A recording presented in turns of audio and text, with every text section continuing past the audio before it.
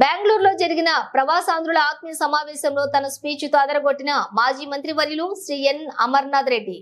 ఈ కార్యక్రమానికి Chittoor parliament MP అభ్యర్థి ప్రసాదరావు పాల్గొన్నారు. అదేవిధంగా పలమనేరు నియోజకవర్గానికి చెందిన భైరెడ్డిపల్లి, పలమనేరు రూరల్, పెద్దపంజాని, వీకోట మండలాలకు చెందిన పార్టీ అధ్యక్షులు కిషోర్ గౌడ, నాగరాజు రెడ్డి, ఆనంద్, రంగనాథ్ మరియు జనసేన నాయకులు దిలీప్, నాగరాజు, చందు, చైతన్యలు పాల్గొన్నారు. బెంగళూరు టీడీపీ ఫోరం సభ్యులు వినోద్, చేతన్, అంబరీష్, తులసి, రాకేష్, శేఖర్ తదితరుల ఆధ్వర్యంలో ఈ కార్యక్రమం దిగ్విజయంగా సాగింది.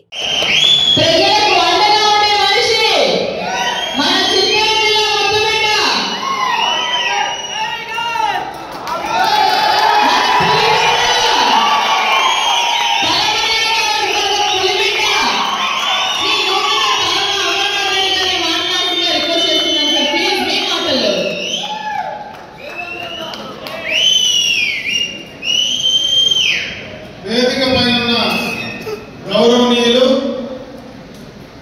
మన చిత్తూరు పార్లమెంట్ తెలుగుదేశం పార్టీ అభ్యర్థి ప్రసాదరావు గారు, అదేవిధంగా తెలుగుదేశం పార్టీ, జనసేన నాయకులు ఈ కార్యక్రమంలో భాగస్వాములైనటువంటి పలమనేరు నియోజకవర్గం, బెంగళూరులో రకరకాల వృత్తిరీత్యా ఇక్కడ కొంతమంది స్థిరపడ్డారు, కొంతమంది ఇక్కడి నుంచినే ఆపరేట్ చేసేటువంటి ప్రతి ఒక్క సోదరి వాళ్ళందరికీ కూడా హృదయపూర్వక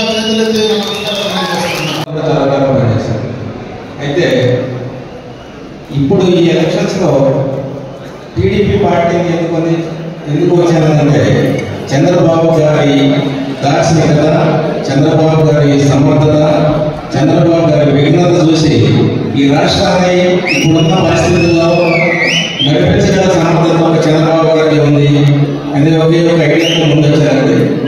అది మనం ఆయన సమర్థులు అని చెప్పి నేను ఒకే కుదరదు. సమర్థులు ఎలా అనంటే ఒక ఎగ్జాంపుల్ తీసుకున్నాం.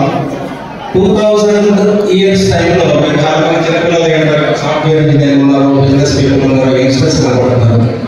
ఆయన 25 ఏళ్ల ముందు భవిష్యత్తును చూసి విజన్ కార్యక్రమం పెట్టి 25 ఏళ్ల ముందునే ప్రపంచంలో ఆర్థిక వ్యవస్థ సాఫ్ట్వేర్ మీద ఆధారపడబోతుంది అని చెప్పి 25 ఇయర్స్ ముందే ఊహించి మనకి సాఫ్ట్వేర్ ఇండస్ట్రీ మనకి బీజం వేశారు.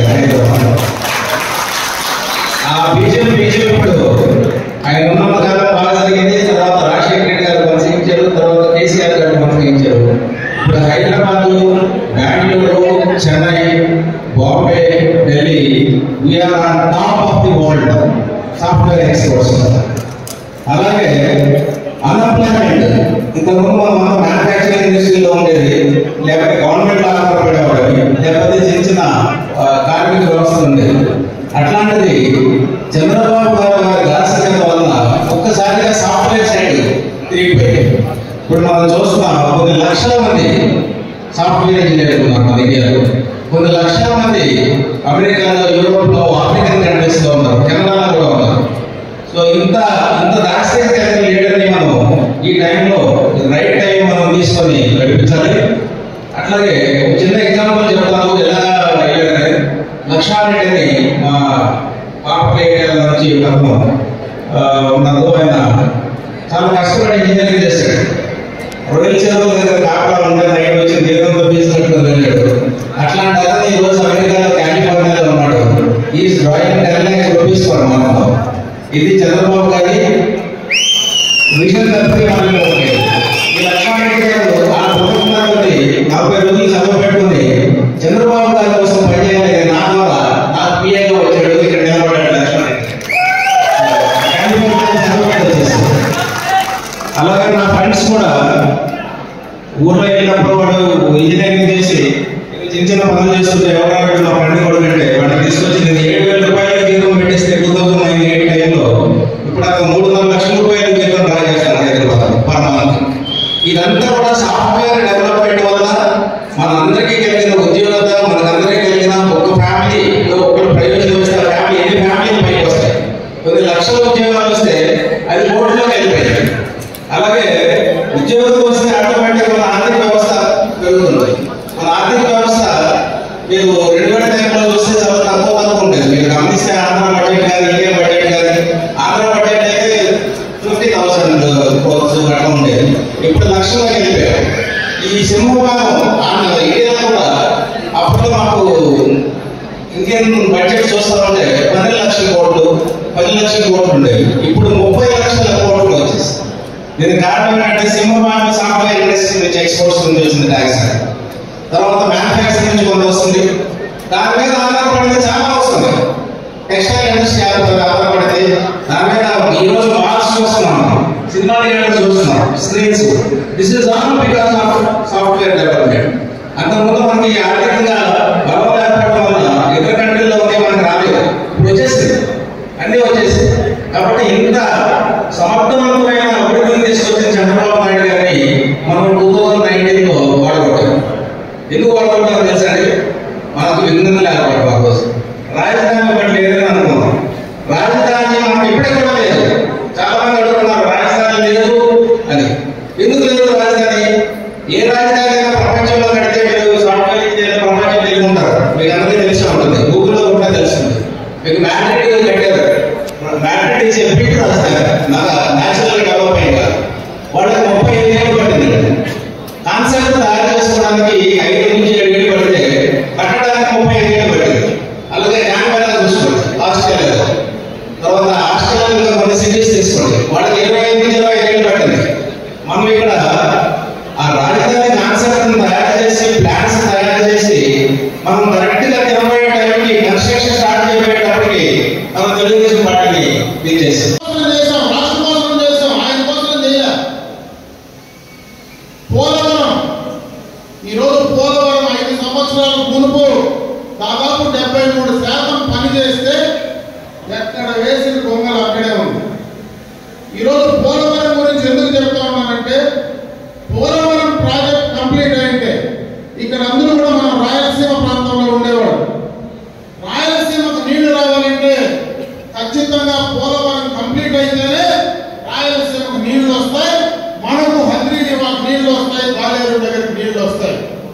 ప్రతి సోమవారం పోలవరం డే అనే కార్యక్రమాన్ని పెట్టుకొని పోలవరం పైన దృష్టి పెట్టి నేను ఇండస్ట్రియల్ మంత్రిగా ఉంటే 2-3 దఫాలు కేంద్రం నుంచి ఎవరైనా దానికి సంబంధించినటువంటి అధికారులు వస్తే నన్ను హెలికాప్టర్ ఇచ్చి 3 సార్లు పోలవరానికి పంపించాడంటే దానిపైన ఆయనకున్నటువంటి ఆలోచన, ఆయన దూరదృష్టి ఏదనేదో మనం ఒకసారి ఆలోచించుకోవాల్సినటువంటి అవసరం ఉంది. జీవితాంతం మన గుర్తుండడమే కాదు, మన బాధ్యతలను కూడా చెప్పాల్సిన బాధ్యత ఈరోజు ఇక్కడ ఉన్నటువంటి ప్రతి ఒక్కరి పైన ఉందని చెప్పి కూడా మరొకసారి తెలియజేసుకుంటున్నాం. గత 5 సంవత్సరాల్లో రాష్ట్ర విభజన అయిన తర్వాత, రాష్ట్ర విభజన కాకముందు ఉమ్మడి ఆంధ్రప్రదేశ్లో హైదరాబాద్ గురించి నేను కొత్తగా చెప్పాల్సిన పని లేదు, ఇప్పుడే చెప్పారు. విభజన అయిన తర్వాత ఆంధ్ర రాష్ట్రంలో మనకు నష్టం జరుగుతుంది, మనకు అన్యాయం జరుగుతుందని దాదాపు ఒక 8-9 నెలలు రోడ్లపై ఉన్నటువంటి సందర్భాన్ని ఒకసారి మనం గుర్తు చేసుకోవాలి. ఆ రోజు బెంగళూరులో అందరూ కూడా ఉద్యోగాలు చేసుకుంటా ఉంటే ఊరికి వచ్చే పరిస్థితి కూడా లేదు, బస్సులు లేవు, రోడ్లు తాగే అన్ని కులాలు వర్గాలు పార్టీలకు అతీతంగా ఆ రోజు మనం అందరం కూడా ఉద్యమాలు చేశాం. అయితే రాష్ట్ర విభజన జరిగింది. విభజన జరిగిన తర్వాత చంద్రబాబు నాయుడు గారు ముఖ్యమంత్రి అయ్యారు. ఆయన 5 రోజుల నుంచి రాష్ట్రాన్ని గురించే తప్పించారు. ఎందుకంటే ఆయన కేబినెట్ లో మంత్రిగా నేను దగ్గర నుంచి చూశా. ఈ రాష్ట్రానికి ఒక పక్క పెట్టుబడులు కావచ్చు, ఒక పక్క సాగునీరు కావచ్చు, ఒక పక్క త్రాగునీరు కావచ్చు, రాష్ట్రంలో మౌలిక వసతులన్నీ తీసుకురావాలా, ఈ రాష్ట్రాన్ని ముందుకు తీసుకెళ్లాలా, ఈ రాష్ట్రానికి విభజనప్పుడు ఏదైతే కేంద్ర ప్రభుత్వం పార్లమెంట్ లో తీసుకున్నటువంటి చట్టాన్ని అమలు చేయాలని ఆ రోజు ఎన్డీఏలో కలిసి ఉండిన ఒక రాష్ట్రానికి సంబంధించినటువంటి సమస్యలపైనే ఆ రోజు బీజేపీతో వ్యతిరేకించాం. ఆ రోజు అధికార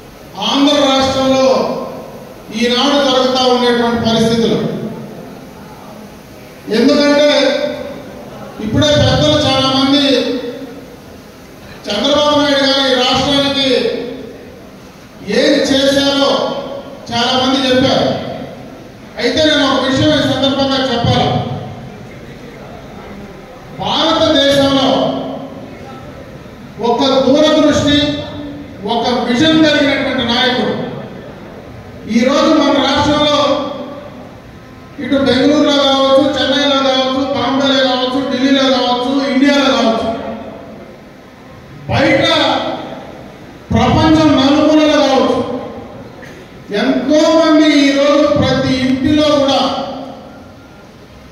ఒకరో ఇద్దరు చదువుకొని బయట స్థిరపడి ఈరోజు గ్రామాల్లో వాళ్ళ కుటుంబాలు చల్లగా ఉన్నాయంటే దానికి కారణం మాత్రం చంద్రబాబు నాయుడు గారు చెప్పి ఎవరు మర్చిపోకూడదని తెలియజేస్తున్నాను. నేను ఒక విషయం ఈ సందర్భంగా మీకు చెప్పాలి. నా రాజకీయ జీవితంలో ఎప్పుడూ కూడా నేను ప్రాతినిధ్యం వహించినటువంటి నియోజకవర్గంలో రాష్ట్రం వదిలి ఎప్పుడు నేను సమావేశాలు పెట్టా. మొట్టమొదటిసారి నా జీవితంలో ఈ సమావేశం పెట్టా. అది కూడా డైరెక్ట్ గా మీతో ఎవరితో నేను మాట్లాడకపోయినా ఒక లింక్ పంపిస్తే బెంగళూరులో ఉండేటువంటి పలమనేరు నియోజకవర్గ ఓటర్లు కానీ ఇక్కడ ఉన్నటువంటి ఎవరైనా ఈ లింక్ లో మీరు యాడ్ అయ్యి మీ అడ్రస్, ఫోన్ నెంబరు ఇవ్వమని చెప్తే 2-3 రోజుల్లోనే దాదాపు 1500 మంది చేరినటువంటి సందర్భాన్ని ఒకసారి గుర్తు చేస్తూ ఈరోజు మీ అందరి అభిమానం ఎక్కడో బయటున్న ఆ నియోజకవర్గంలో తెలుగుదేశం పార్టీ పైన, చంద్రబాబు నాయుడు గారి పైన, నా పైన మీ అభిమానానికి మరొక్కసారి హృదయపూర్వకంగా నా నమస్కారం తెలియజేస్తున్నాను. ఎవరైనా పొత్తుల్లో ఇచ్చిన సీట్ల కంటే మాకు ఇంకా 2 ఎక్కువ కావాలంటారు. ఆయన ఈ రాష్ట్ర భవిష్యత్తు కోసం, మన బాధితుల భవిష్యత్తు కోసం, ముఖ్యంగా యువకుల భవిష్యత్తు కోసం నాకు సీట్లు కాదు ముఖ్యం, ఈ రాష్ట్రంలో కలిసి అధికారం ముఖ్యం, ఈ రాష్ట్రానికి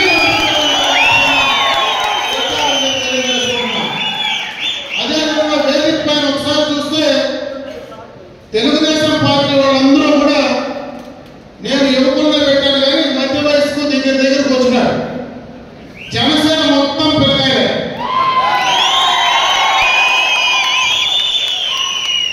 తెలుగుదేశం పార్టీలో అనుభవం కలిగినటువంటి వాళ్ళు ఉన్నారు. రేపు ఎన్నికలలో బూతుల కాడ నిలబడి ఓట్లు వేయించే దమ్ము జనసేనకే ఉంది. 2 కలిస్తే మనల్ని అడ్డుకునేవాడు ఈ రాష్ట్రంలో ఎవరు? అందుకే తెలుగుదేశం పార్టీ, జనసేన కలయికే జగన్మోహన్ రెడ్డి రాజకీయ పతనానికి నాంది. మీరందరూ ఇదే ఉత్సాహంతో పనిచేసి మరొకసారి ఈరోజు కాదు, నేను మళ్ళా చెప్తా ఉన్నా, ఎన్నికలు అయిపోయిన తర్వాత ఇదేదో ఎన్నికల కోసం పెట్టిన కార్యక్రమం కాదు. మిమ్మల్ని అందరినీ ఒకసారి కలవాలా, అభ్యర్థులుగా మేమిద్దరం మిమ్మల్ని ఒక్క చోట ఓట్లు అడగాలనేటువంటి దానిపైన ఈరోజు కలిసాం. రేపు ఎన్నికలు అయిపోయిన తర్వాత ఉమ్మడి అధికారాన్ని, రేపు ఏదైతే ఈ రాష్ట్రంలో ఉమ్మడి అధికారాన్ని సాధించిన తర్వాత మళ్ళా మనమందరం కూడా కలుస్తాం, ఇక్కడికే వస్తామని చెప్పి ఆ రోజు బ్రహ్మాండంగా విజయోత్సవ సభ మనం ఇక్కడే బెంగళూరులో మీ అందరి ముందు పెట్టుకున్నామని చెప్పి మరొకసారి మీ అందరికీ తెలియజేసుకుంటూ ఈరోజు ఇంత ఉత్సాహంగా వచ్చినటువంటి ప్రతి ఒక్కరిని కూడా హృదయపూర్వకంగా చేతులెత్తి నమస్కారాలు తెలియజేసుకుంటూ ఈ దఫా మాత్రం ఖచ్చితంగా మీరు ఆ రకంగా చేయాల్సినటువంటి అవసరం ఉంది.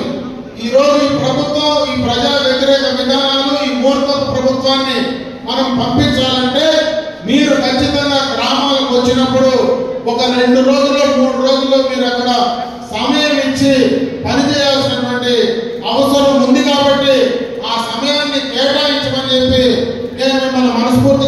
కోరుకుంటున్నా.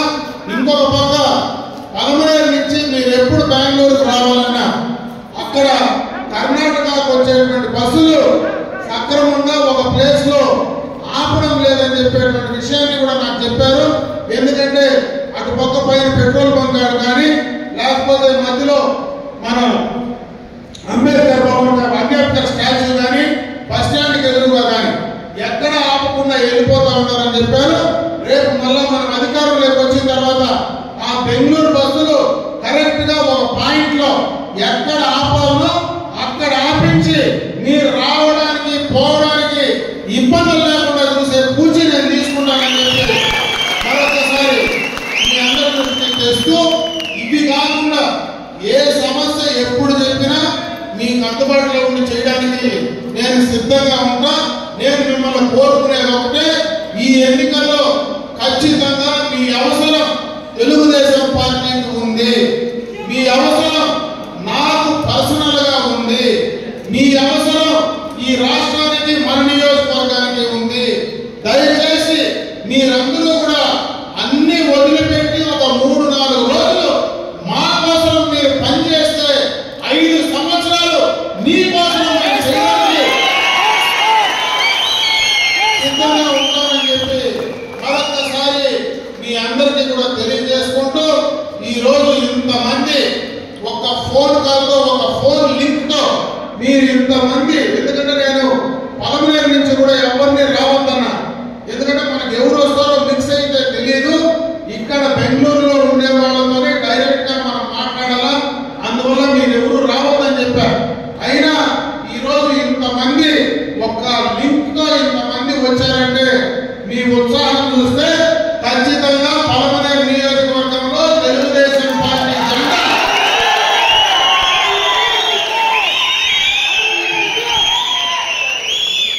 రేపు ఎన్నికల్లో ఎవరు ఊహించని మెజారిటీ ఇస్తారనే మాట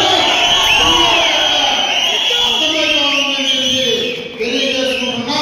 మరి అదేవిధంగా మీరు అటు జనసేన కానీ తెలుగుదేశం పార్టీ కానీ భారతీయ జనతా పార్టీ కానీ అందరూ కూడా కలిసి, ఎందుకంటే ఈరోజు జనసేన పార్టీకి సంబంధించి కూడా 2 విషయాలు మీకు చెప్పాలి.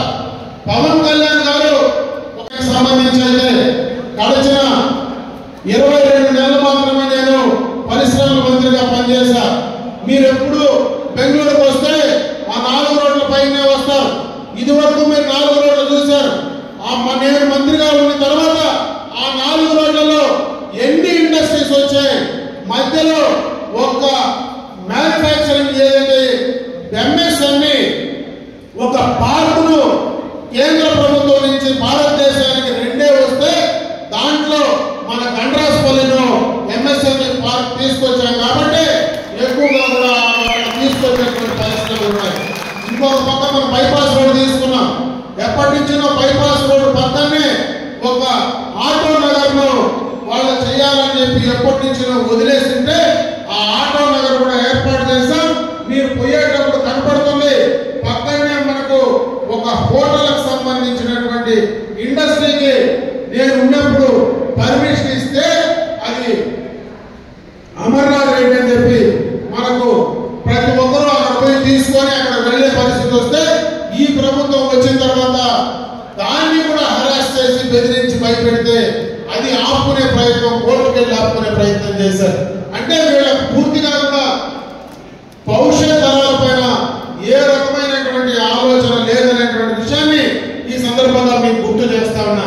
అదేవిధంగా మనకు వీకోట్లో ఒక టెక్స్టైల్ ఇండస్ట్రీని, ఏకర్ టెక్స్టైల్స్ అనేటువంటి ఇండస్ట్రీని ఆ ప్రభుత్వంలో తీసుకొస్తే అక్కడ మహిళలందరికీ కూడా ఉపాధి అవకాశాలు కలుగుతాయని చెప్పి ఆ యొక్క ఫ్యాక్టరీని అక్కడ ఏర్పాటు చేస్తే వీళ్ళు వచ్చిన తర్వాత దాన్ని కూడా మూసేసినటువంటి పరిస్థితిని ఒకసారి గుర్తు చేస్తా ఉన్నా. అంటే పూర్తిగా ప్రజలకు భవిష్యత్ తరాలకు బయట వెళ్లకుండా వాళ్ళ స్వయం సమృద్ధితో వాళ్ళ అవకాశాలు కల్పించుకోవడానికి ఏ మాత్రం దృష్టి పెట్టేటువంటి పరిస్థితి ఈ ప్రభుత్వం చేయడం లేదనేటువంటి విషయాన్ని ఈ సందర్భంగా మీ దృష్టికి తెస్తూ, ఖచ్చితంగా ఇవన్నీ జరగాలంటే చంద్రబాబు నాయుడు గారు ముఖ్యమంత్రి కావాలా, అయితేనే ఇవన్నీ కూడా మనం చేసుకోగలం అనేటువంటి విషయాన్ని ఈ సందర్భంగా మీ దృష్టికి తెస్తా ఉన్నా. ఇంకొక పక్క మీరు ఎప్పుడో కానీ గ్రామాల్లోకి రాదు. అంటే తక్కువ సమయం మీ ఉద్యోగ రీత్యా వ్యాపార రీత్యా ఎక్కువ సమయం ఇక్కడే ఉంటారు. నేను ఒకటే ఈ సందర్భంగా మీ అందరికీ మాటిస్తా ఉన్నా, ఆ గ్రామాల్లో ఎప్పుడు ఏ అవసరం వచ్చినా గ్రామానికి సంబంధించి అక్కడ ఏ కార్యక్రమం మీకు వచ్చినా నాకు చెప్పండి. ఖచ్చితంగా మీరు నాకు ఫోన్ చేసినా లేకపోతే నా దృష్టికి తెచ్చినా అవి నేను పూర్తి చేసి ఇవ్వడానికి సిద్ధంగా ఉంటాను. అదే కాకుండా ఈరోజు మీరందరూ కూడా రాష్ట్రం వదిలిపెట్టి బయటకు వచ్చారు. అక్కడే కాదు, ఇక్కడ బెంగళూరులో కర్ణాటకలో కూడా మీకేదైనా సమస్య వస్తే తప్పనిసరిగా నా నోటీసులో పెట్టండి. నేను దాన్ని ఏ రకంగా చేయాలో చేసి ఇవ్వడానికి మీకు చేసిస్తాను. నాకు అంటే పలమనేరు నుంచి నాకు హొస్కోట్తో 3 గంట పడుతుంది రేపు రావడానికి. మనకి నేషనల్ ఎక్స్ప్రెస్ వే అయిపోతా ఉంది. బైరేడుపల్లిలో చెప్తే కరెక్ట్ గా 30 నిమిషాల్లో నేను హొస్కోట్లో దిగుతా. నేను తిరుపతికి పోవాలంటే కరెక్ట్ గా నాకు 1.5 గంట పడుతుంది. అంటే మన జిల్లాలో ఆ పక్కకు పోయేదానికంటే మీ దగ్గరికి రావడానికి నేను తక్కువ సమయంలో వచ్చే పరిస్థితి ఉంటుంది. కాబట్టి మీరందరూ కూడా ఇక్కడ ఉన్నామే వేరే ఉన్నామనేటువంటి ఆలోచన ఎవరు కూడా చేయొద్దని చెప్పి సందర్భంగా మీ అందరి దృష్టికి తెస్తా ఉన్నా.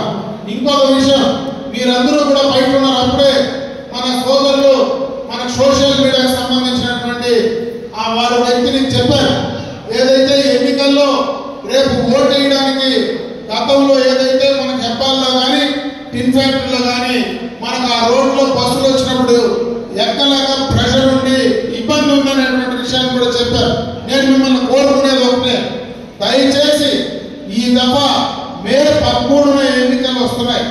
మనకు సోమవారం ఎన్నికలైతే మనకు శనివారం, ఆదివారం, సోమవారం 3 రోజులు హాలిడేస్ ఉంటాయి. ఆ 3 రోజులే కాకుండా ఇంకొక 2 రోజులు కూడా మీరు గ్రామాల్లో ఉండి మీ తల్లిదండ్రులకో మీ బంధువులకో స్నేహితులకో ఆ ఎన్నికల్లో మనం తెలుగుదేశం పార్టీ కోసం, నా కోసం, మరి అదేవిధంగా మన పార్లమెంట్ అభ్యర్థి ప్రసాదరావు కోసం ముందుండి పనిచేయమని చెప్పి నేను మనస్ఫూర్తిగా కూడా మిమ్మల్ని కోరుకుంటున్నా. ఎవరు ఊహించలా ఈ రాష్ట్రానికి నైసర్గికంగా బ్రహ్మాండమైన అవకాశాలు ఉన్నాయి. దాదాపు 1000 కిలోమీటర్లు కోస్టల్ ఏరియా ఉంది. పోలవరం లాంటి నీటికి సంబంధించినటువంటి ఒక మంచి అవకాశాలు ఉన్నాయి. రాయలసీమలో కావాల్సినంత మంది భూమి ఉంది. అన్ని రకాలుగా ఉన్నాయి. కాబట్టి మనం పెట్టుబడుల పైన దృష్టి పెడదాం. మన బిడ్డలకు, మన భవిష్యత్ తరాలకు పెట్టుబడులు తెస్తే ఈరోజు ఎక్కడో ఆంధ్రప్రదేశ్ నుంచి ఇటు కర్ణాటకకు, అటు తమిళనాడుకు, లేకపోతే పక్క మహారాష్ట్రకు, వేరే రాష్ట్రాలకు పోవాల్సిన అవసరం ఉండదు. ఇక్కడనే వాళ్ళకు ఉపాధి అవకాశాలు కల్పించేటువంటి అవకాశం ఉంది. అదేవిధంగా ఎవరైనా చిన్న పరిశ్రమలు పెట్టుకోవాలంటే ఎంఎస్ఎంఈల పైన ఒక ప్రత్యేకమైనటువంటి పాలసీ తీసుకొచ్చి అక్కడ ఎక్కువ ఎంప్లాయ్మెంట్ జనరేట్ చేయడానికి అవకాశాలు ఉంటాయని ఆలోచించినటువంటి వ్యక్తి చంద్రబాబు నాయుడు గారు. ఆ రోజు పరిశ్రమలు ఊరికెళ్ళాలా, ఎవరైనా పెట్టుబడులు పెట్టాలని రాష్ట్రానికి వస్తే ఆ రోజు నేరుగా ఎయిర్పోర్ట్ పంపించేవాడు అక్కడ ఉన్నటువంటి అధికారులు. ముఖ్యమంత్రికి కాలం వస్తే మమ్మల్ని పోయి కిందకు మంత్రిగా పోయి డోర్ తీసి లిఫ్ట్ ఎక్కించుకొని పైకి తీసుకురమ్మనేవాడు. మళ్ళీ వాడు వెళ్ళిపోతే నువ్వు ముందు పోయి కారు ఎక్కించరమ్మనేవాడు. అంటే మళ్ళీ ఆ పరిశ్రమలు పెట్టుబడులు పెడతారని ఒక మంత్రి స్థాయి వ్యక్తిని నేరుగా పెట్టుబడులు ఎవరైతే ఈ రాష్ట్రానికి పెడతారంటే మళ్ళా పోయి కారు డోర్ వేసి గౌరవంగా పంపిస్తే వాళ్ళు మళ్ళా పెట్టుబడులు పెడతారనేటువంటి ఒక ఆలోచనతో ఇవన్నీ కూడా తీసుకున్నాడు. దాంట్లో భాగంగానే ఈరోజు మన కియా లాంటి పరిశ్రమ ఈ ప్రాంతానికి రావడం, జాతీయ లాంటి పరిశ్రమను మరి ఈ ప్రభుత్వం వచ్చిన తర్వాత తరిమేయడం, ఈ ప్రభుత్వం జగన్మోహన్ రెడ్డి వచ్చిన తర్వాత కనీసం పరిశ్రమల వాళ్ళు ఇంటర్వ్యూలు కూడా ఇచ్చేటువంటి పరిస్థితి ఈ ముఖ్యమంత్రికి లేకపోయిన దానివల్లనే ఈ రోజు రాష్ట్రంలో ఏ రకమైనటువంటి పరిశ్రమలు రాకుండా పోయినాయి.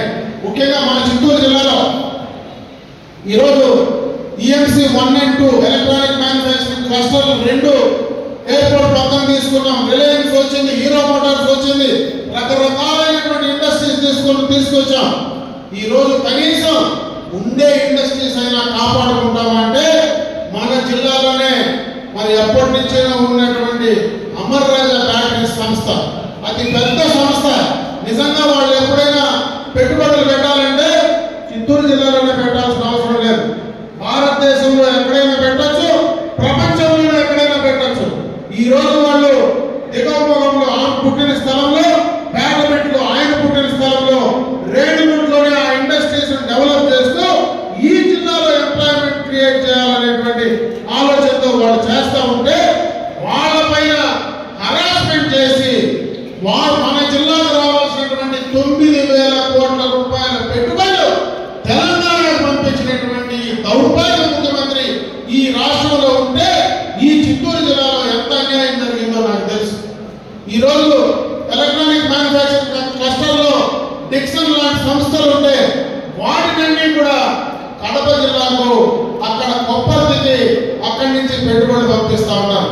నేను ఎందుకు ఇది ఎక్కువగా కూడా మీకు చెప్పే ప్రయత్నం చేస్తా ఉన్నానంటే ఇక్కడ ఉండే వాళ్ళందరూ ఉపాధి కోసం బయట వచ్చారు. మనకు కరెక్ట్ అయినటువంటి ఇండస్ట్రీస్ కానీ పెట్టుబడులు కానీ తీసుకురాగలిగితే మనకు అక్కడనే మన ఊరి దగ్గరనే, మన ప్రాంతంలోనే, మన జిల్లాలోనే ఉపాధి అవకాశాలు చేసుకోవడానికి అవకాశాలు ఉన్నాయి. అటువంటి ఉపాధి అవకాశాలను గత 5 సంవత్సరాలు ఆంధ్ర రాష్ట్రానికి తీసుకొచ్చినటువంటి ఒక బ్రాండ్ ఇమేజ్ ని పూర్తిగా కూడా ఈ ప్రభుత్వం జగన్మోహన్ రెడ్డి విధానాల వల్ల నాశనం చేశాడు. మళ్ళా ఆ బ్రాండ్ ఇమేజ్ తీసుకొచ్చి పెట్టుబడులు రావాలన్నా, మనకు భవిష్యత్తు కావాలన్నా, ముఖ్యంగా మీలాంటి వాళ్లకు, మీ పాదతరాల వాళ్లకు భవిష్యత్తు ఉండాలన్నా చంద్రబాబు నాయుడు గారిని ఖచ్చితంగా ఈ రాష్ట్రానికి ముఖ్యమంత్రిని చేస్తేనే మనకు ఆ కార్యక్రమం జరుగుతున్నటువంటి విషయాన్ని ఈ సందర్భంగా మీ అందరూ దృష్టికి తెచ్చే ప్రయత్నం చేస్తాం.